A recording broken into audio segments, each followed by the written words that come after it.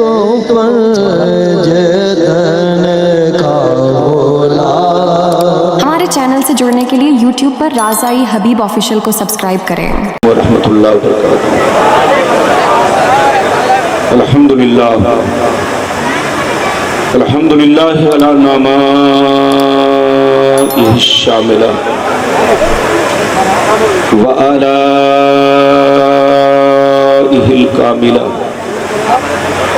والصلاة علی محمد المصطفیٰ وعلى آلہ المجتبى اما بعد فاعوذ باللہ من الشیطان الرجیم بسم اللہ الرحمن الرحیم قل لا اسألكم علیہ اجرا الا المودۃ فی القربى آمنت باللہ صدق اللہ العلی العظیم وصدق رسولہ النبی الامین المبین المتین المکین الکریم ونحن علی ذلک لمن الشاہدین والشاکرین والحمد للہ رب العالمین۔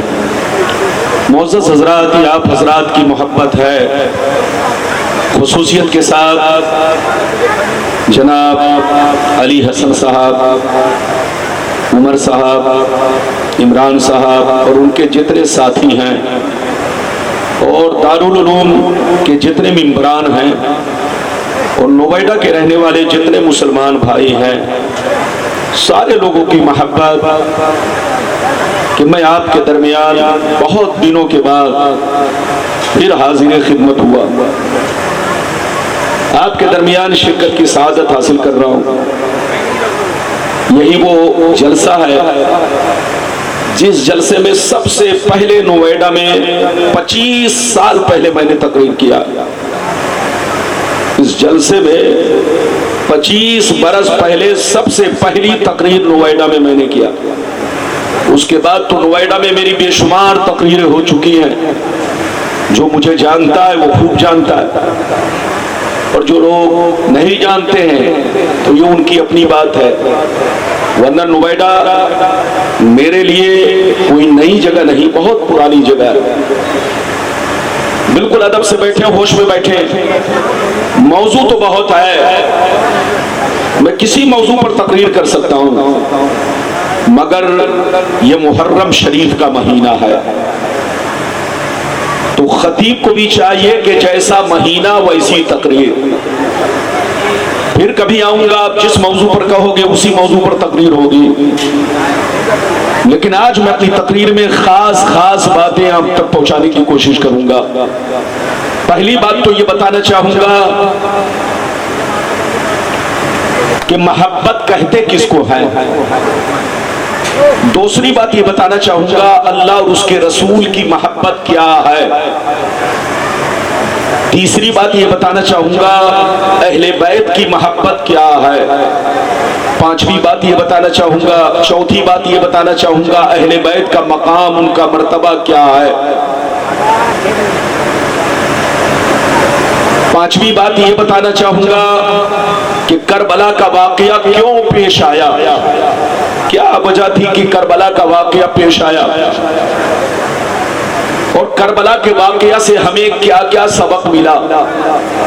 اور آخری میں آپ کو یہ بتانا چاہوں گا، بالکل ذہن لگا کر بیٹھے، آخری میں آپ کو یہ بتانا چاہوں گا کہ اسرائیل اور فلسطین کی جنگ کو سال بھر سے زیادہ کیا بلکہ 1.5 سال سے بھی زیادہ ہو چکے، لیکن وجہ کیا ہے کہ عرب کا مسلمان اپنے ہاتھوں میں چوڑی پہن رکھا ہے۔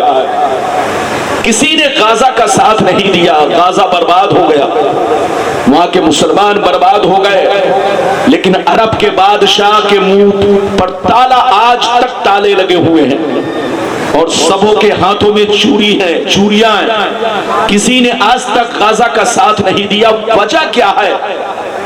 وجہ کیا ہے؟ یہ وجہ بھی آپ تک پہنچانے کی کوشش کروں گا، اور اسی حدیث میں یہ بھی بتانے کی کوشش کروں گا کہ مسلمان 73 فرقے میں کیوں بٹیں گے، اور 73 میں 72 جہنمی کیوں ہوں گے، ایک جنتی کیوں ہوں گے۔ مسلمانوں کو اور اسلام کو سب سے زیادہ نقصان کس نے پہنچایا ہے. بس یہ ساری باتیں میں آپ کو اپنی تقریر میں بتاؤں گا. بالکل ادب سے بیٹھے, ہوش میں بیٹھے. تقریر کے درمیان کوئی اٹھک بیٹھک نہ کرے. لگ بھگ 2:45 بج گئے یا 3 بج چکے ہیں. 4 بجے اذان ہوتی ہے. اب آپ فیصلہ کریں کہ کتنی لمبی چوڑی. وعدہ تو میں نے کر لیا, لیکن اگر اذان کا وقت شروع ہو گیا یا اذان کی آواز آ گئی تو میں تقریر بند کر دوں گا, تاکہ آپ لوگ وضو کر سکیں, نماز پڑھ سکیں, میں بھی نماز پڑھ سکوں, وضو کر سکوں اور اپنا اگلا سفر کر سکوں. تو وقت صرف 1 گھنٹہ. بالکل ادب سے بیٹھے, ہوش میں بیٹھے. آئیے سب سے پہلے خلوص و محبت کے ساتھ ہم اور آپ مل کر دونوں جہاں کے داتا ابو آقا مدنی تاجدار, دونوں عالم کے مالک و مختار, سیدی ابرار و اخیار مصطفیٰ جانی رحمت, شم بزم ہدایت, نو شہ بزم جنت, گل باغ رسالت, عرش کی زیب و زینت, فرش کی طیب و نزہت, جن کی شان انا آتینا کل کوثر, شافع بشر ساقی کوثر, حضور تاجدار مدینہ, راحت قلب و سینہ, کائنات کی شان, مومنوں کی جان, یعنی محمد رسول اللہ صلی اللہ تعالی علیہ وسلم کی بارگاہ میں درود شریف کا نذرانہ محبت کے ساتھ پیش کریں. پڑھیں, زور سے پڑھیں. اللہم صلی علی سیدنا و مولانا محمد معدن جود والکرم وعلی آلہ الکرام و صحابہ الازام مبارک وسلم. صلو علیہ الصلاۃ والسلام علیکہ یا رسول اللہ صلی اللہ تعالی علیہ وسلم. یہ بتائیے کہ میری آواز صاف صاف پہنچ رہی ہے؟ زور سے بولو, پہنچ رہی ہے؟ اگر مشین میں طاقت ہے تو تھوڑی سی اور آواز بڑھ جائے تو اچھی بات ہے. اگر مشین برداشت کرے تا شعر ملاحظہ فرمائے. اجازت ہے؟ زور سے بولو, اجازت ہے. شعر ملاحظہ فرمائے. دور حیات آئے گا قاتل قضا کے بعد, دور حیات آئے گا قاتل قضا کے بعد, ہے ابتدا ہماری تیرے انتہا کے بعد. اور قتل حسین اصل میں مرگ یزید ہے, قتل حسین اصل میں مرگ یزید ہے.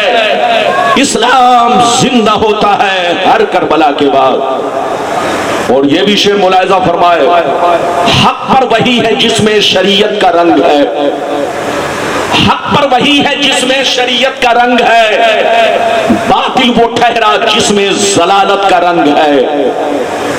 دیکھو یزیدیوں میں خباثت کا رنگ ہے, دیکھو یزیدیوں میں خباثت کا رنگ ہے. آل نبی ہیں جن میں شرافت کا رنگ ہے, آل نبی ہیں جن میں شرافت کا رنگ ہے. اور نام و نشاں یزید کا دنیا سے مٹ گیا, نام و نشاں یزید کا دنیا سے مٹ گیا. باقی حسین تیری امامت کا رنگ ہے, باقی حسین تیری امامت کا رنگ ہے.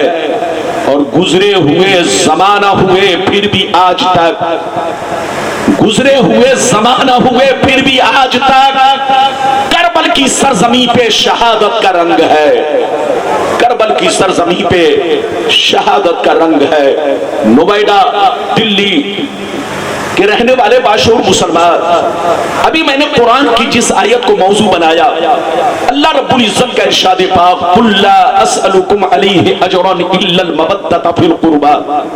اے رسول, آپ اپنے کلمہ پڑھنے والوں سے کہہ دیجئے, آپ اپنے ماننے والوں سے کہہ دیجئے, آپ اپنے چاہنے والوں سے کہہ دیجئے کہ میں تبلیغ دین پر تم سے کوئی بدلہ نہیں مانگتا, میں تبلیغ دین پر تم سے کوئی اجرت طلب نہیں کرتا, میں تبلیغ دین پر تم سے کوئی بدلہ نہیں مانگ رہا ہوں, کوئی اجرت نہیں مانگ رہا ہوں, کوئی معاوضہ نہیں مانگ رہا ہوں, مگر اہل بیت کی محبت, مگر اہل بیت کا پیار, مگر اہل بیت کی الفت. اگر اتنی بات سمجھ میں آ گئی تو سارا مجمع ہاتھ اٹھا کر بولو سبحان اللہ, اور زور سے بولو سبحان اللہ.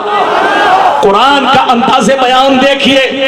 قرآن کہتا ہے اے رسول, رب فرماتا ہے اے رسول, آپ اپنے کلمہ پڑھنے والوں سے کہہ دیجئے, آپ اپنے چاہنے والوں سے کہہ دیجئے کہ میں تبلیغ دین پر تم سے کوئی بدلہ نہیں مانگتا.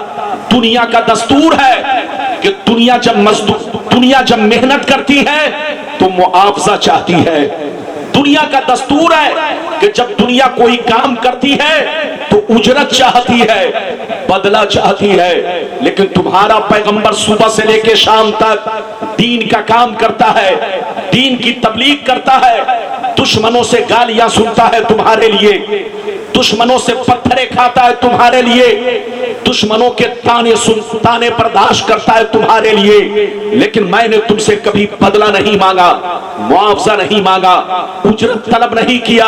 اور کان کھول کر سن لو، مجھے بدلہ نہیں چاہیے، معاوضہ نہیں چاہیے، اجرت نہیں چاہیے، اگر چاہیے تو اہل بیت کی محبت چاہیے، اہل بیت کا پیار چاہیے۔ میری اتنی سی خواہش ہے کہ اہل بیت سے محبت کرو، اہل بیت سے پیار کرو، اہل بیت سے الفت رکھو۔ یہ کون کہلوا رہا ہے؟ اللہ۔ زور سے بولو، کون کہلوا رہا ہے؟ اللہ۔ کس سے کہلوا رہا ہے؟ اپنے پیارے رسول سے۔ میری طرف دیکھیے، اہل بیت سے محبت کرنا فرض ہے۔ زور سے بولو، اہل بیت سے محبت کرنا فرض ہے۔ پہلے تو میں آپ کو یہ بتا دوں اہل بیت میں کون لوگ ہیں۔ ادھر دیکھیے، مشہور تو علی، فاطمہ، حسن و حسین ہے، ورنہ حقیقت یہ ہے اہل بیت رسول وہ تمام افراد ہیں جو میرے آقا سے رشتے رکھتے ہیں، میرے آقا کے گھر سے تعلق رکھتے ہیں۔ میرے نبی کی جتنی بیٹیاں ہیں سب اہل بیت میں ہے، میرے رسول کے جتنے بیٹے ہیں سب اہل بیت میں ہے، میرے رسول کی جتنی بیویاں ہیں سب اہل بیت میں ہے، میرے رسول کے جتنے خادم ہیں سب اہل بیت میں ہے۔ تو ایسے تو مشہور علی، فاطمہ، حسن و حسین، لیکن حقیقت یہ ہے اہل بیت وہ تمام افراد ہیں جن کا تعلق میرے رسول سے ہے، جو میرے رسول کے گھر والے ہیں۔ تو اہل بیت سے محبت کرنا فرض ہے، جیسے اللہ سے محبت کرنا فرض، رسول سے محبت کرنا فرض، ایسے ہی نبی کی اہل بیت سے بھی محبت کرنا فرض ہے۔ جیسے اللہ کی محبت ایمان میں داخل ہے، رسول کی محبت ایمان میں داخل ہے، اہل بیت کی محبت بھی ایمان میں داخل ہے۔ اگر کوئی اللہ کی شان میں گستاخی کرے تو کافر ہو جائے، رسول کی شان میں گستاخی کرے تو کافر ہو جائے۔ اسی طرح اگر کوئی حسبن نسبن اہل بیت کی شان میں گستاخی کرے تو وہ بھی کافر ہو جائے۔ اس لیے یاد رکھیے، ایمان کی سلامتی اسی میں ہے کہ اللہ سے محبت رکھو، رسول سے محبت رکھو، اہل بیت سے محبت رکھو، تمام صحابہ سے محبت رکھو۔ جو محبت رکھے گا اس کا ایمان سلامت ہے، اور جو خلاف بولے گا وہ پکا جہنمی ہے اور وہ گستاخ ہے، مردود ہے۔ میری طرف دیکھیے، لیکن آج میں آپ سے بتانا چاہوں گا محبت کہتے کس کو ہے، تبھی تو بات سمجھ میں آئے گی کون محبت کر رہا ہے، کون جھوٹا دعویٰ کر رہا ہے۔ پہلے آپ اس کو سمجھے، محبت کہتے ہیں انسان جس سے سچی محبت کرتا ہے کبھی اس کا عیب نہیں نکالتا، انسان جس سے سچی محبت کرتا ہے کبھی اس کا نقص نہیں ڈھونڈتا، انسان جس سے سچی محبت کرتا ہے کبھی اس کی کمی نہیں تلاشتا، انسان جس سے سچی محبت کرتا ہے ہمیشہ اس کا خطبہ پڑھا کرتا ہے، ہمیشہ اس کی تعریفیں کیا کرتا ہے، ہمیشہ اس کے گیت گایا کرتا ہے۔ محبت کرنے والا کبھی اللہ کے خلاف نہیں بول سکتا، محبت کرنے والا کبھی رسول کے خلاف نہیں بول سکتا، محبت کرنے والا کبھی اہل بیت رسول کو برا بھلا نہیں کہہ سکتا، اور یزید کی تعریف بھی نہیں کر سکتا۔ جو یزید کی تعریف کرے اور اہل بیت رسول پر، اہل بیت رسول کی شکایت کرے، ان کے خلاف بولے، یاد رکھو وہ حقیقت میں مومن کہنے کے حقدار نہیں ہے، وہ حقیقت میں ایمان پر قائم نہیں ہے۔ میری طرف دیکھو حضرات، آج جس دور سے ہم لوگ گزر رہے ہیں، آج جس وقت سے ہم لوگ گزر رہے ہیں، یہ دور فتنوں کا ہے۔ ادھر دیکھیے، آج 80% لوگ اس طرح کے ہیں کہ دل میں کچھ اور ہے، زبان پر کچھ اور ہے، لیکن بہت ہی کم لوگ ایسے ہیں کہ جن کا دل بھی، بولو، جن کا دل اور زبان ایک ہے، ورنہ آج کے دور میں 80% لوگ دل میں کچھ اور رکھتے ہیں، زبان پر کچھ اور رکھتے ہیں۔ اور مومن اس کو کہتے ہیں کہ جو دل میں ہو وہی زبان پر ہو، اور جو زبان پر ہو وہی دل میں ہو، اس کا نام مومن ہے۔ لیکن آج جس دور سے ہم لوگ گزر رہے ہیں، دعویٰ کرنے والا تو بہت ہے، جس کی جتنی لمبی داڑھی ہے اس کا اتنا لمبا دعویٰ ہے، ہم محبت کرتے ہیں۔ لیکن جناب آج جو وقت چل رہا ہے، فتنوں کا دور چل رہا ہے، آدمی چوروں کے خلاف نہیں بول رہا ہے، گنڈے کے خلاف نہیں بول رہا ہے، آتنکوادی کے خلاف نہیں بول رہا ہے، کسی بے ایمان اور شیطان کے خلاف نہیں بول رہا ہے، لیکن جو نیک اور شریف انسان ہے اس کے خلاف ضرور بول رہا ہے۔ میری طرف دیکھیے، آج مسلمان ادھر دیکھیے فتنوں میں مبتلا ہو چکا ہے۔ جہاں رہو اہل بیت سے محبت کرو، اہل بیت سے پیار کرو، اسی میں ہماری بھلائی ہے۔ اجازت ہے تو پہلے میں وہ حدیث سناتا ہوں کہ اہل بیت کا مرتبہ کیا ہے، ان کی شان کیا ہے، پھر جیسے جیسے وعدہ کیا ہے میں آپ تک حدیثیں پہنچاؤں گا۔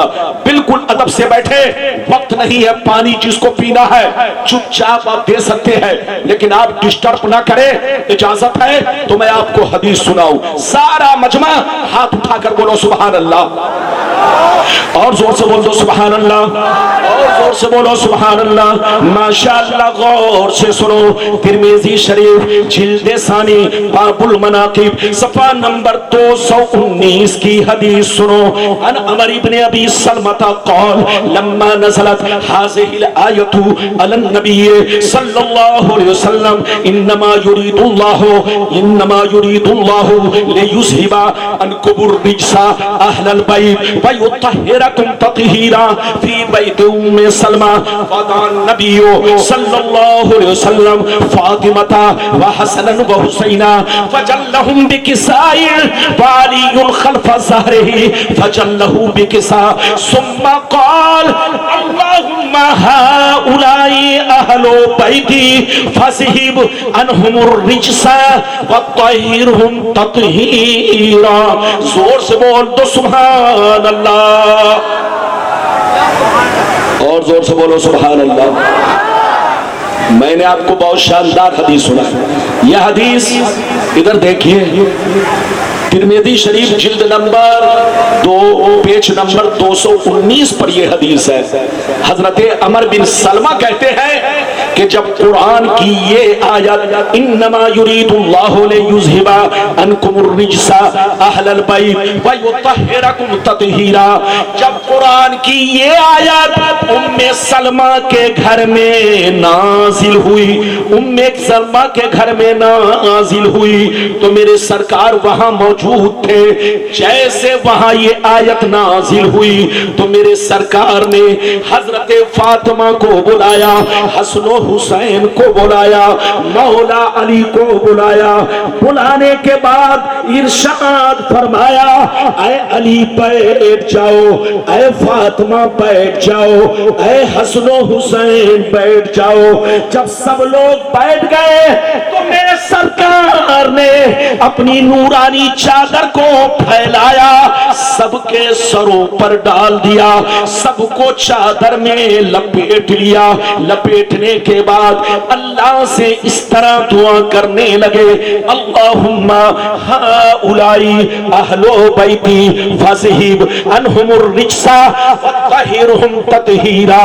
اے میرے پروردگار، یہ جتنے لوگ میری چادر کے اندر ہیں یہ سب کے سب میری اہل بیت پاک ہے۔ میری تمنا ہے، میری آرزو ہے، میری خواہش ہے کہ ہر برائی کو، دنیا کی ہر برائیوں کو ان لوگوں سے دور کر دے اور ان لوگوں کو خوب خوب پاک فرما دے۔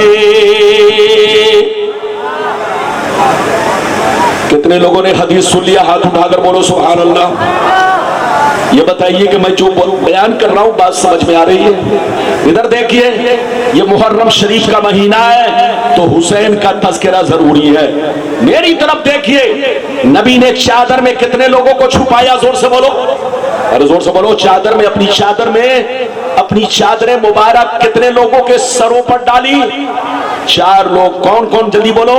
حضرت علی، حضرت فاطمہ زہرا رضی اللہ تعالی عنہما، اور حضرت سیدنا امام حسن و حسین. چاروں کے سروں پر چادر ڈالنے کے بعد نبی نے کیا کہا؟ یا اللہ یہ سب کے سب میری اہل بیت ہے، ان سے دنیا کی ہر برائیوں کو دور کر دے اور انہیں خوب خوب پاک فرما دے. تو اب سینے پر ہاتھ رکھ کر فیصلہ کرو، جس کے پاکی کے لیے پیغمبر دعا کر رہے ہو، جس کے پاکی کا تذکرہ قرآن میں ہو، جس کے بارے میں اللہ فرماتا ہے کہ اے نبی کے گھر والوں، اللہ تمہیں پاک کرنا چاہتا ہے اور تمہیں ستھرا بنانا چاہتا ہے. تو اب آپ بتاؤ، جس کے پاکی کا خطبہ قرآن پڑھ رہا ہو، جس کے پاکی کا ذکر قرآن میں ہو، جس کے پاکی کے لیے پیغمبر دعا کر رہے ہو، بتاؤ وہ غلط ہو سکتا ہے؟ وہ غلط نہیں ہو سکتا. ہمارا ایمان ہے کہ نبی پاک ہے، نبی کا سارا گھرانہ پاک، علی پاک، حسن و حسین پاک. جو ان کے خلاف بولے وہ پاک نہیں ہے، وہ ناپاک ہے. ایسے لوگوں سے یاد رکھیے، ایسے لوگوں سے میل جول نہ رکھیے. توبہ کرے اور اپنے دل میں اللہ کی محبت کا چراغ روشن کرے، نبی کی محبت کا چراغ روشن کرے، اہل بیت کی محبت کا چراغ روشن کرے. اور اپنی ادھر دیکھیے، اپنے آپ کو اہل بیت پر ہمیشہ قربان جانے. ابھی تو میں نے آپ کو ایک حدیث سنائی ہے، لیکن اجازت دیجئے تو دوسری حدیث اسی سے لگ کر آپ تک پہنچانے کی کوشش کر رہا ہوں. اجازت ہے؟ جلدی بولو، سارا مجمع ہاتھ اٹھا کر بولو سبحان اللہ. اور زور سے بول دو سبحان اللہ، اور زور سے بولو سبحان اللہ. ماشاءاللہ، غور سے سن لو. اللہ اللہ. ترمذی شریف جلد ثانی باب المناقب صفحہ نمبر 220 پر یہ حدیث موجود ہے. ان ابن عباس رضی اللہ تعالی عنہ قال قال رسول اللہ صلی اللہ تعالی علیہ وسلم احب اللہ لما یغزوکم من نعمی فاحبونی بحب اللہ واحبوا اہل بیتی بحبی.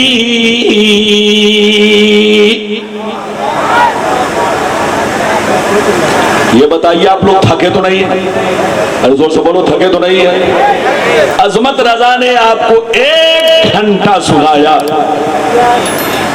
اور جب انہوں نے کہا کہ میں دنیا سے جا رہا ہوں تو آپ لوگوں نے خوب انعام دیا.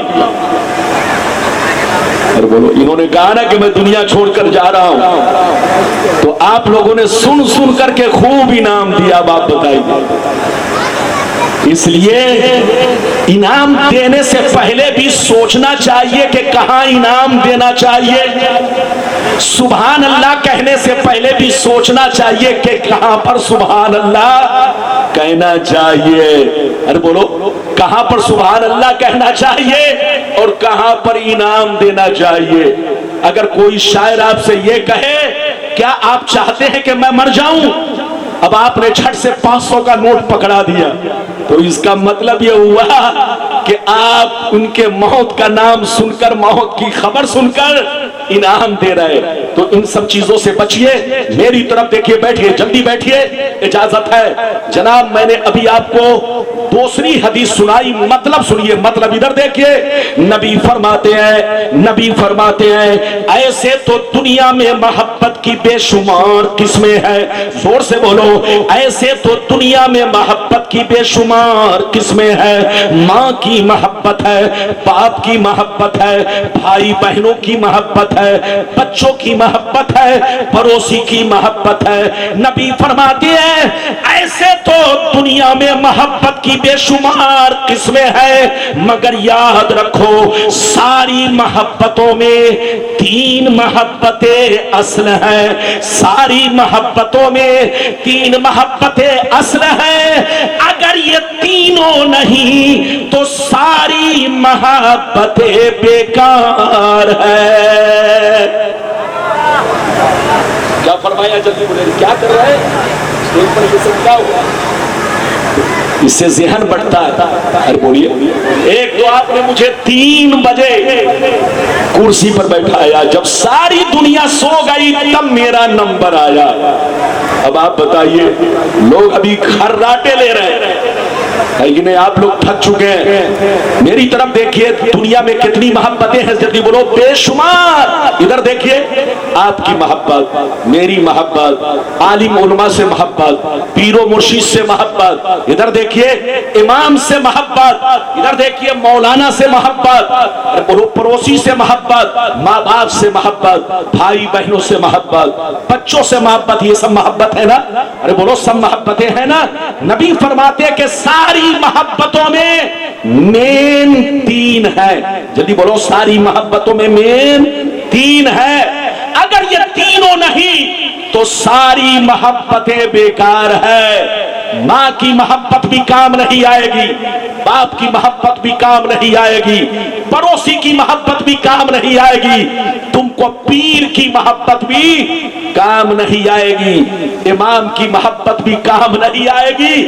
اگر یہ تینوں محبت سلامت ہے تو ساری محبتیں کام آئیں گی, اور تینوں میں سے ایک بھی نکل جائے تو ساری محبتیں بیکار ہے, کیونکہ ایمان نکل گیا.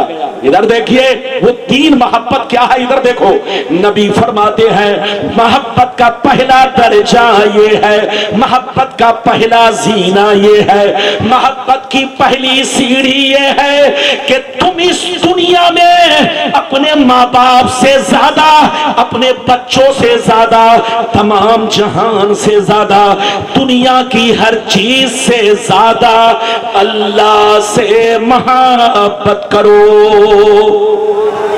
کس سے محبت کرو؟ آؤ سمیٹ کر بیٹھو بیٹا. نبی فرماتے ہیں کہ محبت میں اول درجہ, ارے بولو کس کی محبت ہے؟ ہاتھ اٹھا کر بولو, کس کی محبت؟ اللہ تعالیٰ کی محبت. ادھر دیکھیے, تمہارا محبوب زیادہ سے زیادہ غلام ربانی, تمہارا محبوب زیادہ سے زیادہ یہ حضرت, زیادہ سے زیادہ یہ جناب علی حسن صاحب. ادھر دیکھیے, دنیا میں ایک دوسرے کا محبوب آدمی ہوتا ہے کہ نہیں؟ محبوب کا مطلب جس کو آپ چاہتے ہیں وہ آپ کا محبوب ہے. ادھر دیکھیے, مگر رب کا محبوب سارا عالم ہے, ساری دنیا ہے. رب ایسا محبوب ہے جو فرشتوں کا محبوب, جو نبیوں کا محبوب, جو رسولوں کا محبوب, جو سارے ولیوں کا محبوب, جو تمام چرندوں پرند کا محبوب, جو کائنات کے ذرے ذرے کا محبوب.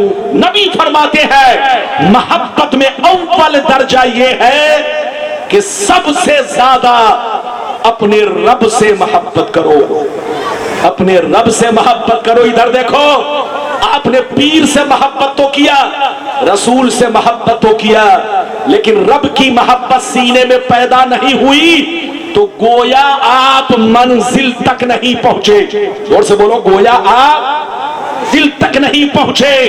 منزل تک پہنچنے کے لیے ضروری ہے کہ نبی کی محبت کے ذریعے سینے میں اپنے رب کی محبت پیدا کرو.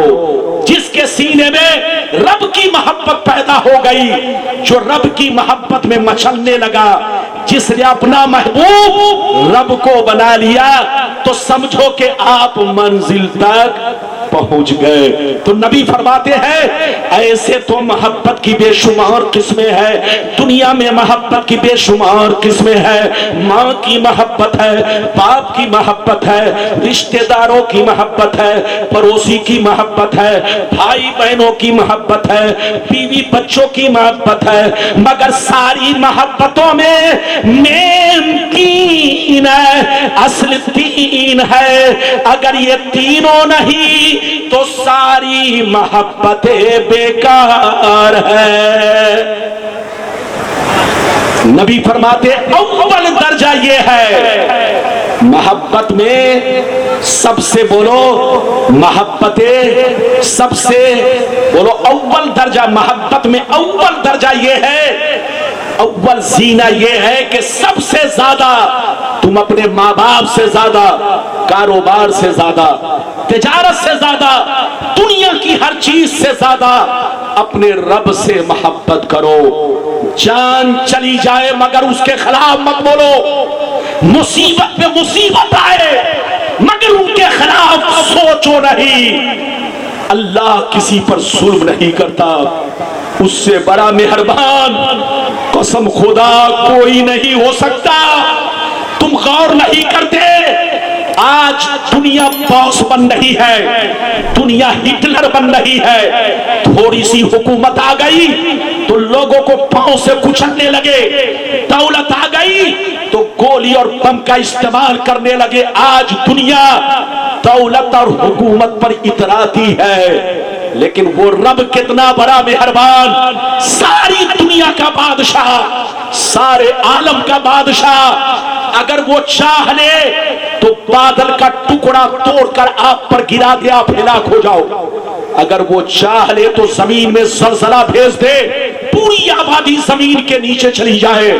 لیکن اللہ بڑا مہربان ہے، کسی بھی مجرم کو جرم کی سزا فوراً نہیں دیتا، کسی بھی پاپی کو پاپ کی سزا فوراً نہیں دیتا، کسی بھی گنہگار کو گناہ کی سزا فوراً نہیں دیتا. وہ اپنے بندوں کو توبہ کرنے کا موقع دیتا ہے، وہ اپنے بندوں کو ہوش میں آنے کا موقع دیتا ہے، وہ اپنے بندوں کو گناہوں سے توبہ کرنے کا، شرمندہ ہونے کا، گناہوں پر آنسو بہانے کا موقع دیتا ہے. موقع تو دیتا ہے، اگر بندہ توبہ کر لیتا ہے، ظلم سے باز آ جاتا ہے، غنڈہ گردی سے باز آ جاتا ہے، تب تو اللہ اسے بخش دیتا ہے. اور اگر ظلم پہ ظلم کرتا گیا تو ایک نہ ایک دن ظلم کا انت ہوتا ہے، ظلم کا خاتمہ ہوتا ہے. ظالم کی موت اللہ ظالموں کے ذریعے کرواتا ہے. اس لیے توبہ کرو، ہوش میں آؤ، سب سے زیادہ اللہ سے محبت کرو. اب آگے چلیے، نبی فرماتے ہیں اول درجہ یہ ہے کہ اللہ سے محبت کرو. دوسرا درجہ کیا ہے؟ محبت کا دوسرا درجہ یہ ہے، اگر اللہ سے سچی محبت ہے تو مجھ سے بھی محبت کرو. اور محبت کا تیسرا درجہ یہ ہے، اگر مجھ سے سچی محبت ہے تو میری اہل بیت سے محبت کرو. کتنے لوگوں نے حدیث سن لیا؟ ہاتھ اٹھا کر بولو سبحان اللہ. ادھر گھوم کر بیٹھو، بھی بتائیے گا. میرے ہاتھ میں گھڑی نہیں، جب سے موبائل نکلا ہے تب سے میں نے گھڑی تو چھوڑیے، انگوٹھی پہننا بھی بند کر دیا ہے. جب شادی ہوئی تھی تو گھڑی پہنی، انگوٹھی پہنی، لیکن ادھر دیکھیے جب سے موبائل نکلا ہے میرے ہاتھوں سے گھڑی بھی اتر گئی، انگوٹھی بھی اتر گئی. تو اب میں تقریر کرتا ہوں تو آپ کا چہرہ دیکھتا ہوں. جب دیکھتا ہوں کہ یہ آدمی ابھی سننا چاہتا ہے تب تو سناتا ہوں، اور دیکھتا ہوں کہ یہ آدمی اب باتھ روم میں بھاگنا چاہتا ہے تو تقریر بند کر دیتا ہوں. تو بالکل ادب سے بیٹھے، ہوش میں بیٹھے. میں نے ابھی آپ کو کئی حدیث سنائی، جلدی بولو. دو حدیث میں آدھے گھنٹے لگ گئے. اگر جتنا میں نے وعدہ کیا ہے، اگر وعدہ پورا کروں گا تو 2 گھنٹہ وقت چاہیے. لیکن یاد رکھیے میں اپنی باتوں کو جلدی جلدی، یہ تو 2 حدیثیں ہو گئیں، اجازت دیجئے تو اب میں تیسری حدیث سنانا چاہتا ہوں. اجازت ہے؟ جلدی بولو اجازت ہے. لیکن ایسے نہیں سناؤں گا، ہاتھ اٹھا کر بولو سبحان اللہ. اور زور سے بول دو سبحان اللہ، اور زور سے بولو سبحان اللہ. ماشاءاللہ غور سے سن لو. مشکات شریف، زور سے بولو مشکات شریف. مشکات شریف جلد ثانی، باب فضائل اہل بیت، صفحہ نمبر 569، صفحہ نمبر 569. ترمذی شریف جلد ثانی، باب مناقب اہل بیت، صفحہ نمبر 218. عن جابر بن عبداللہ رضی اللہ تعالی عنہ قال رأيت رسول الله صلى الله عليه وسلم في حجته يوم عرفة وهو على ناقة القصواء يخطب فسمعته يقول يا أيها الناس إني تركت فيكم ما إن أخذتم به لن تضلوا كتاب الله وإترتي أهل بیتی. زور سے بول دو سبحان اللہ.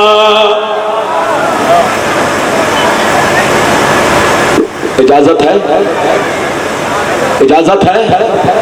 میں نے بہت شاندار حدیث سنائی، بڑی مشہور حدیث. ادھر دیکھیں میری تقریر اذان سے پہلے ختم ہوگی اس لیے برداشت کیجئے، چاہے کچھ وعدہ کو چھوڑنا پڑے. بعد میں آؤں گا تو آپ کو سناؤں گا، لیکن 4 بجے اذان کا جیسے وقت ہوگا میں تقریر ختم کروں گا. میری طرف دیکھیے، ابھی تو آدھا گھنٹہ میری تقریر ہوئی ہے. حضرت جابر بن عبداللہ رضی اللہ تعالیٰ عنہ فرماتے ہیں کہ حج کے موقع سے، کس کے موقع سے؟ حج کے موقع سے بقرعید سے 1 دن پہلے، عرفہ کے دن، جلدی بولو، عرفہ کے دن بقرعید سے یعنی 1 دن پہلے ذی الحجہ کی 9 تاریخ کو میرے پیغمبر نے اپنے حج کے درمیان صحابہ کو اکٹھا کر کے بہت لمبا خطبہ دیا، بڑی لمبی تقریر فرمائی، بہت لمبا واعظ و نصیحت کیا، بہت ساری باتیں نبی نے بیان کی. اس تقریر میں غور سے سنیے، اس تقریر میں نبی نے بہت ساری باتیں بیان کی، مگر آخری میں کیا کہا؟ ادھر دیکھیے آخری میں کیا کہا، آپ ذرا غور فرمائے. آخری میں کیا کہا نبی نے؟ سنیے، نبی نے ارشاد فرمایا.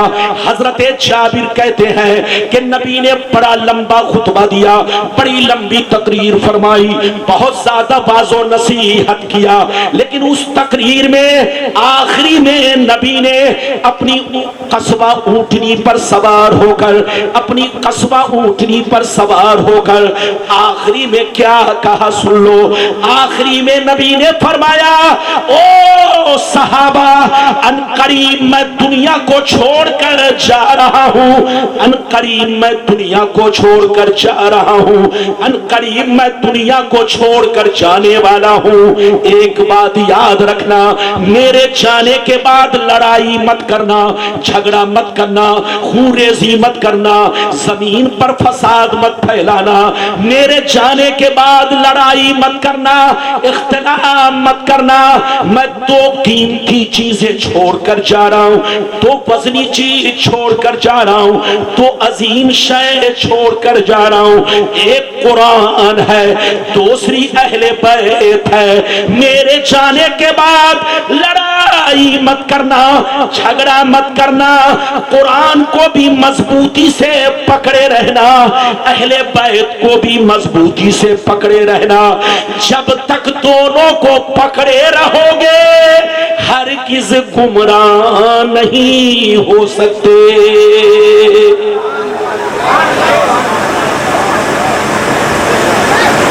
ہاتھ اٹھا کر بولو سبحان اللہ، اور زور سے بولیے. اچھا یہ بتائیے نبی نے کب کہا؟ یہ بات نبی نے کب کہی؟ حج کے دوران.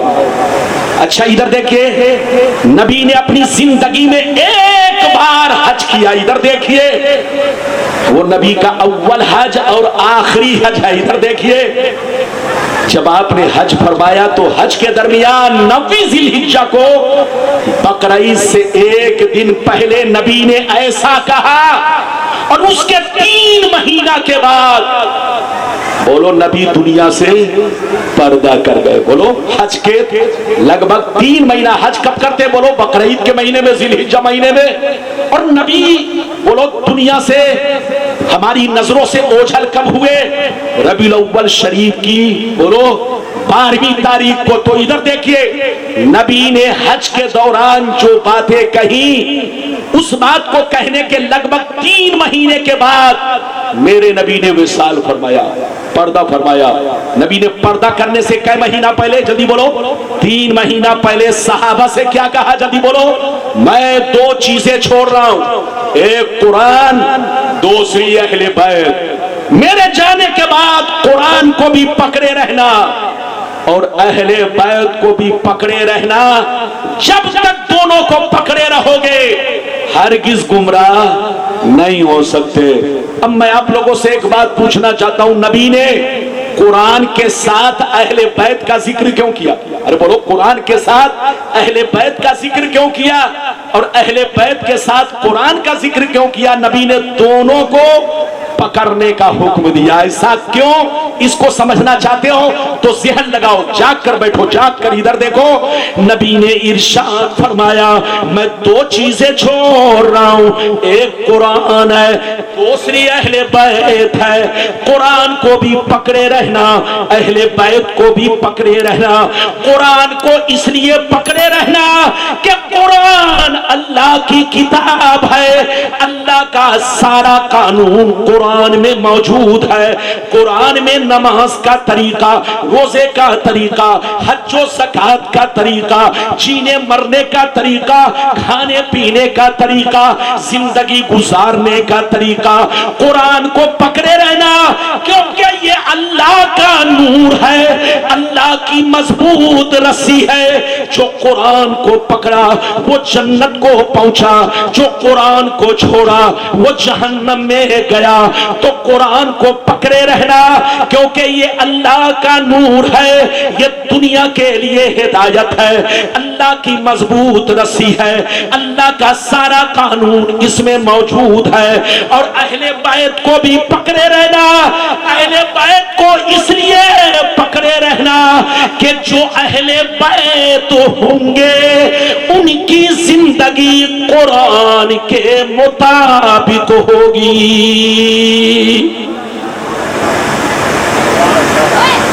کیا فرمایا؟ اہل بیت کو بھی پکڑے رہنا کیونکہ اہل بیت کی زندگی, زور سے بولو, بولو, قرآن کو تو اس لیے پکڑنا کہ یہ اللہ کی کتاب, یہ اللہ کی مضبوط رسی. اور اہل بیت کو اس لیے پکڑنا کہ جو اہل بیت ہوں گے وہ جھوٹے مکار نہیں ہوں گے, ڈھونگی نہیں ہوں گے, جعلی نہیں ہوں گے.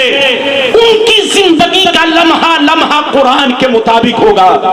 ان کی زندگی, ان کا ہر قول و فعل مشعل راہ ہوگا, ان کا ہر قول و فعل حدیث کے مطابق, قرآن کے مطابق ہوگا.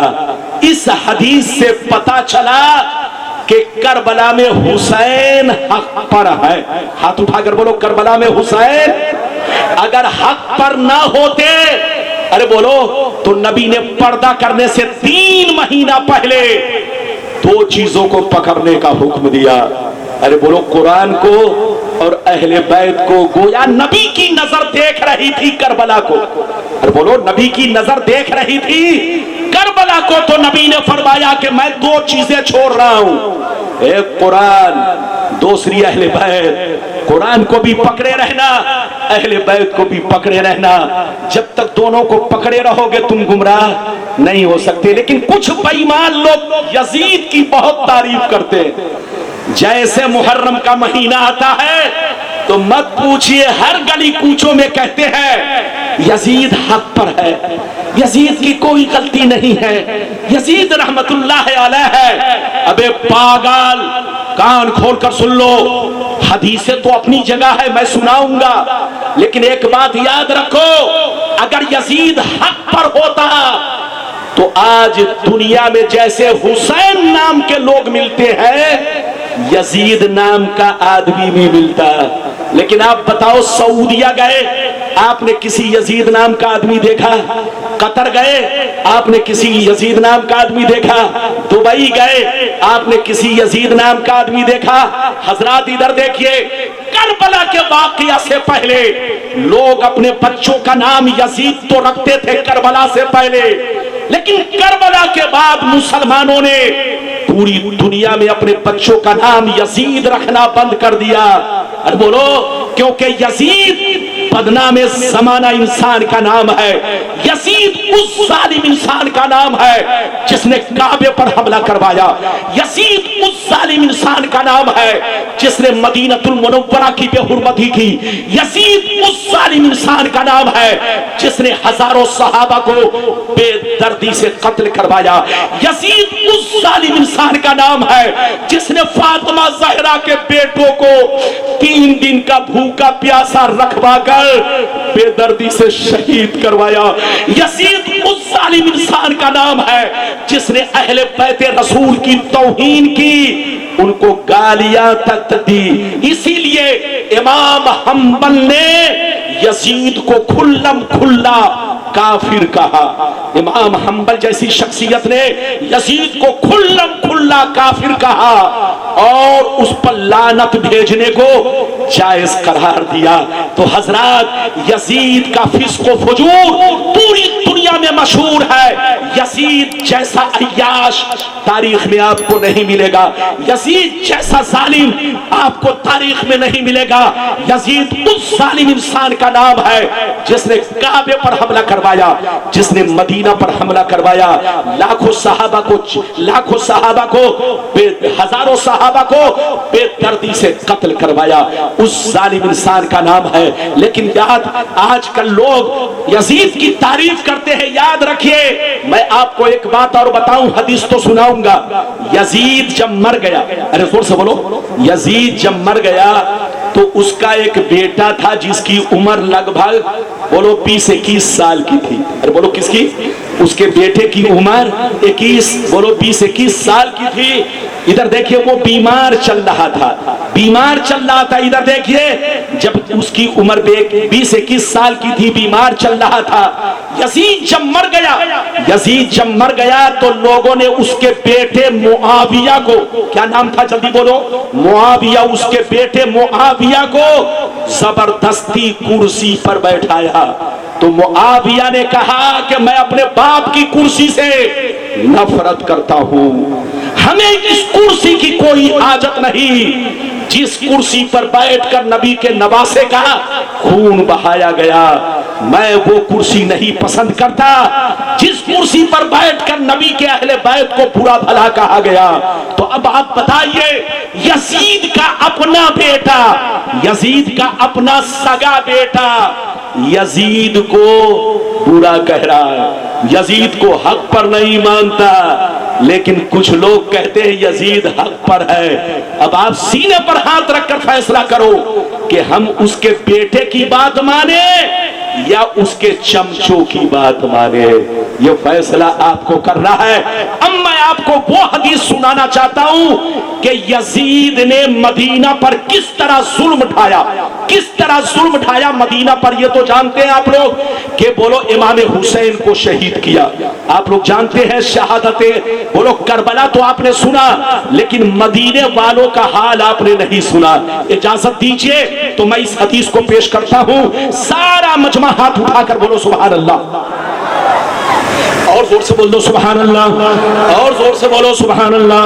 ماشاءاللہ غور سے سن لو، مشکاۃ شریف، زور سے بولو مشکاۃ شریف، جلد ثانی، باب الکرامات، صفحہ نمبر 545، عن سعید بن عبد العزیز رضی اللہ تعالی عنہ قال لما كان ایام الحرہ لم يؤذن في مسجد النبی صلی اللہ علیہ وسلم ثلاثا ولم يقم ولم يبرح سعید بن مسیب المسجد وكان لا يعرف وقت الصلاة إلا بهمهمة يسمعها من قبر النبي صلى الله عليه وسلم۔ زور سے بول دو سبحان اللہ۔ اجازت ہے؟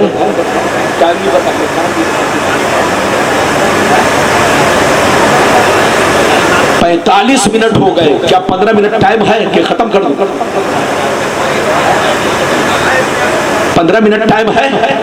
اچھا 15 منٹ ٹائم ہے تو بس کچھ چیزیں باقی رہ جائیں گی، پھر کبھی آؤں گا آپ کو سناؤں گا، لیکن آخری میں یہ ضرور بتاؤں گا۔ ادھر دیکھیے کہ جلدی بولو کہ فلسطین اور اسرائیل کی جنگ کو سال بھر سے زیادہ ہو گئے، 1.5 سال سے زیادہ ہو گئے کسی نے بولو عرب کے بادشاہوں نے آج تک ساتھ نہیں دیا، غازہ کی حمایت نہیں کیا، وجہ کیا؟ اور مسلمانوں میں 73 فرقے کیوں ہوں گے اور 73 میں 72 جہنمی کیوں، ایک جنتی کیوں؟ اس کی وجہ کیا ہوگی؟ ہم کو برباد کس نے کیا؟ یہ آپ سن لیجئے، اس حدیث کو آخری میں سناؤں گا، بس جلدی سے سنیں۔ پہلے تو میں نے جو ابھی آپ کے سامنے حدیث سنائی ہے وہ حدیث سن چکے، اب مطلب سننے کے لیے تیار ہو جائیے۔ ابھی جو میں نے حدیث سنائی مشکات شریف جلد نمبر 2، ارے بولو جلد نمبر 2، پیج نمبر کتنا جلدی بولو؟ 545۔ غلط ثابت کرنے پر منہ مانگا ہی نہ، لیکن کسی کی اماں نے دودھ نہیں پلائی ہے کہ غلط ثابت کر سکے۔ اس حدیث کو سنیے، مطلب سنیے، مطلب سعید بن عبدالعزیز کہتے ہیں کہ کربلا کے واقعہ کے بعد، کربلا کے، ارے زور سے بولو، واقعات کربلا کے بعد، جلدی بولو، واقعات کربلا کے بعد مکہ اور مدینے کے مسلمانوں نے یزید کی بیعت توڑنا شروع کر دیا اور یزید کے خلاف سڑکوں پر اتر گئے، یزید کے خلاف احتجاج کرنے لگے اور یزید کے دشمن بن گئے۔ تو یزید نے، ادھر دیکھیے، اس ظالم حکومت نے مکہ کے مسلمانوں پر چڑھائی کی اور مدینہ کے مسلمانوں پر بھی چڑھائی کی اور اپنے اپنے سپاہیوں کے ذریعے، اپنے فوجیوں کے ذریعے مکہ المکرمہ میں وہ ظلم ڈھایا کہ ادھر دیکھیے سینکڑوں صحابہ کو مکے میں قتل کروایا، کعبہ پر پتھر برسوایا، کعبہ کی دیوار چٹک گئی۔ ادھر دیکھیے مکہ المکرمہ حرم شریف کی بے حرمتی کی۔ پھر اس کے بعد اس ظالم یزید نے مدینہ پر چڑھائی کروائی، اپنے فوجیوں کو مدینہ پر بھیجا، مدینہ کے مسلمانوں سے جبرن بیعت لینے کے لیے مدینہ کے مسلمانوں کے پاس بھیجا۔ تو مدینہ کے مسلمانوں نے یزید کے خلاف احتجاج شروع کیا تو اس کے فوجیوں نے وہ ظلم ڈھایا کہ ہزاروں صحابہ کو مکہ اور مدینہ میں لگ بھگ 10,000 سے زیادہ، مکہ اور مدینہ میں 10,000 سے زیادہ صحابہ اور تابعین کو اس ظالم یزید نے قتل کروایا۔ کتنے کو؟ 10,000 سے زیادہ صحابہ کرام اور تابعین اعظام کو مکہ اور مدینہ میں قتل کروایا۔ وہ ظلم ڈھایا کہ مسجد نبوی میں 3 دن تک گھوڑے بدھوائے، مسجد نبوی میں 3 دن تک گھوڑے بدھوائے، گھوڑوں سے پاخانہ پیشاب کروایا۔ 3 دن تک مسجد نبوی شریف کے اندر گھوڑے بدھے تھے، غلاظت پھیل رہی تھی، گندگی پھیل رہی تھی۔ ان کے جتنے فوجی تھے وہ سب جوتا چپل پہن کر کے مسجد کو روند رہے تھے، گھوڑے پاخانے پیشاب کر رہے تھے، مسجد میں ہر طرف نجاست ہی نجاست۔ 3 دن تک کرفیو جیسا ماحول رہا، 3 دن تک کرفیو جیسا ماحول رہا۔ کوئی گھر سے نہیں نکلا، اذان تک نہ ہو سکی، نماز تک نہ ہو سکی، جماعت تک نہ ہو سکی، کوئی مسجد میں 3 دن تک نماز پڑھنے نہیں گیا، اذان تک نہیں ہوئی، ادھر دیکھیے اقامت تک نہیں کہی گئی۔ سعید بن مسیب 3 دن تک بھوکے پیاسے رہ کر، ادھر دیکھیے ایک روایت میں ہے پاگل کی ایکٹنگ کر کے مسجد میں 3 دن تک رہے۔ بولو، پاگل کی ایکٹنگ کر کے مسجد میں 3 دن تک سعید بن مسیب 3 دن تک مسجد میں ٹھہرے رہے۔ انہوں نے پاگل کی ایکٹنگ اس لیے کیا تاکہ یہ لوگ مجھ کو پاگل سمجھ کر چھوڑ دے، پاگل سمجھ کر مجھ کو بخش دے، لیکن وہ بالکل صحیح تھے۔ لیکن پاگل کی ایکٹنگ اس لیے کیا تاکہ یزید کے فوجیوں کے ظلم سے ہم بچ سکے۔ ان کا کہنا ہے کہ 3 دن تک مسجد نبوی میں گھوڑے باندھے گئے، گھوڑوں سے پاخانہ پیشاب کروایا گیا، اذان بند رہی، نماز بند رہی، ہر طرف سناٹا رہا، کرفیو جیسا ماحول رہا، کوئی نماز پڑھنے نہیں آیا، کوئی اذان دینے نہیں آیا۔ میں اکیلے چپ چاپ نبی کے روضہ شریف سے لگ کر، نبی کے روضہ شریف سے لگ کر وہ حصہ جو نبی کے روضہ سے لگا ہوا ہے، مسجد نبوی کا وہ حصہ جو نبی کے روضہ شریف سے ملا ہوا ہے، اس حصے میں جا کر کے میں نے 3 دن تک اکیلے نماز پڑھی۔ لیکن نماز کس طرح پڑھی، وقت کیسے پہچانا، میں تو باہر نکلتا نہیں کہ سورج دیکھ کر پتہ لگا سکوں، رات میں بھی نہیں نکلتا کہ ستاروں کو دیکھ کر وقت کا اندازہ لگا سکوں۔ ان کا کہنا ہے کہ میں نے 3 دن تک جو نماز پڑھی، کس طرح پڑھی، غور سے سنیے، آنکھوں میں آنسو آئیں گے۔ وہ فرماتے ہیں کہ میں نے 3 دن تک اکیلے نماز پڑھی، لیکن کس طرح پڑھی، وقت کو کیسے پہچانا، وقت کو کیسے پہچانا۔ وہ فرماتے ہیں کہ میں نے 3 دن تک نماز اس طرح پڑھی، وقت کو اس طرح پہچانا۔ جب جب نماز کا وقت ہوتا، جب جب نماز کا وقت ہوتا، نبی کی قبر سے آذان کی آواز آتی۔ وہ فرماتے ہیں کہ میں نے 3 دن تک مسجد نبوی میں اکیلے نماز پڑھی، اپنی جان بچانے کے لیے 3 دن تک بھوکا پیاسا رہ کر، پاگل کی ایکٹنگ کر کے، پاگل کی نقل کر کے 3 دن تک مسجد میں رہا۔ ادھر دیکھیے، لیکن نماز نہیں چھوڑی۔ نماز کیسے پڑھی، وقت کیسے پہچانا، فرماتے جب جب نماز کا وقت ہوتا، روضہ رسول سے دھیمی دھیمی، ارے بولو، دھیمی دھیمی اذان کی آواز آتی۔ میں اذان کو سن کر سمجھ لیتا کہ فجر کا وقت ہو چکا ہے، عصر کا وقت ہو چکا ہے، مغرب کا وقت ہو چکا ہے۔ اس حدیث سے 2 باتیں معلوم ہوئی۔ ایک بات تو یہ معلوم ہوئی، جو لوگ کہتے ہیں کہ نبی قبر میں مر کر مٹی میں مل گئے، وہ پاگل ہے، ان سے کہیے توبہ کرو، موت موت میں فرق ہے، تمہاری موت، ہماری موت اور نبی کی موت میں فرق ہے۔ ہم لوگ مرتے ہیں تو مٹی میں مل جاتے ہیں، لیکن نبی کی موت صرف ایک آن کے لیے ہے، ایک پل کے لیے ہے، ورنہ وہ اپنی قبر میں اسی شان سے موجود ہے جس شان سے دنیا میں تھے، جیسے ہمیں حیات ظاہری میں دیکھا کرتے تھے، آج بھی قبر انور سے دیکھتے ہیں۔ اس حدیث سے 2 باتیں معلوم ہوئی کہ صرف نبی قبر میں زندہ نہیں، قبر میں زندہ ہونے کے ساتھ ساتھ نماز بھی پڑھتے ہیں، اذان بھی ہوتی ہے۔ زور سے بولو، نماز بھی پڑھتے ہیں، اذان بھی ہوتی ہے۔ تو زندہ ہے واللہ، تو زندہ ہے واللہ، میری چشم عالم سے چھپ جانے والی۔ اس حدیث سے ایک بات یہ معلوم ہوئی، اور دوسری بات یہ معلوم ہوئی، اگر یزید اچھا انسان ہوتا تو 10,000 سے زیادہ صحابہ کو قتل نہیں کرواتا، مسجد نبوی میں گھوڑے نہیں بندھواتا۔ آپ سینے پر ہاتھ رکھ کر بتاؤ، اگر آپ کی مسجد میں لا کر کوئی گھوڑا باندھ دے، آپ برداشت کرو گے؟ ارے ہاتھ اٹھا کر بولو، برداشت کرو گے؟ اگر کوئی مسجد میں جوتا پہن کر چلے، گندگی پھیلائے، آپ برداشت کرو گے؟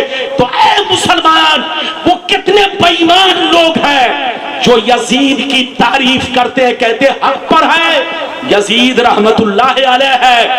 اب پاگل کی اولاد، 10,000 سے زیادہ صحابہ کو قتل کرنے والا تم کہتے ہو حق پر ہے؟ فاطمہ زہرا کے بیٹوں کو 3 دن کا بھوکا پیاسا رکھنے والا، بولو تم کہتے ہو کہ حق پر ہے؟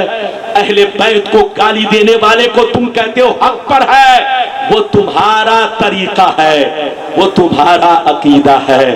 ہمارا عقیدہ تو یہ ہے کہ میرا حسین کل بھی حق پر تھا، آج بھی حق پر ہے، اور قیامت تک حسین حق پر رہے گا۔ حق پر وہی ہے جس میں شریعت کا رنگ ہے، باطل وہ ٹھہرا جس میں ضلالت کا رنگ ہے۔ میری طرف دیکھیے، کربلا کا واقعہ آپ لوگ سنتے آئے ہیں اور مرتے دم تک سنتے رہیں گے۔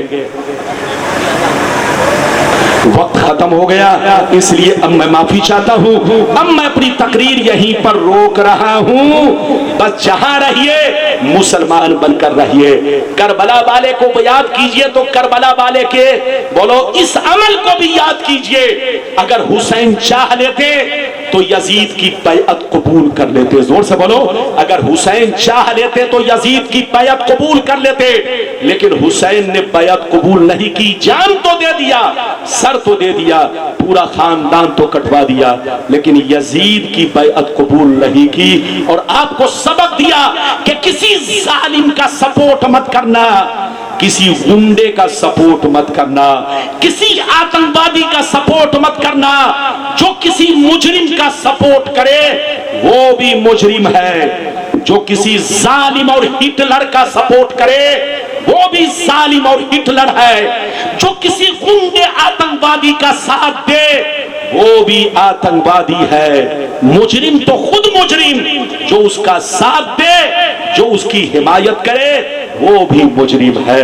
اللہ آپ کو سلامت رکھے, آباد رکھے, جلسے کو قبول فرمائے, مسجد کو بھی آباد رکھیے, گھر کو بھی آباد رکھیے, سینہ کو بھی آباد رکھیے. مسجد آباد رہتی ہے عبادت سے, اور گھر آباد رہتا ہے قرآن کی تلاوت سے, اور سینہ آباد رہتا ہے اللہ کی محبت, نبی کی محبت, اہل بیت کی محبت, صحابہ کی محبت سے.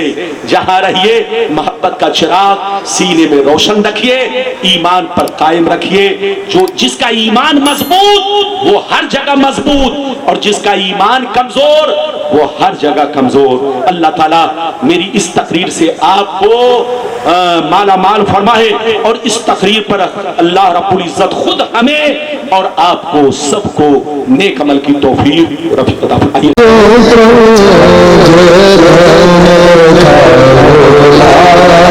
ہمارے چینل سے جڑنے کے لیے YouTube پر رازائی حبیب آفیشیل کو سبسکرائب کریں.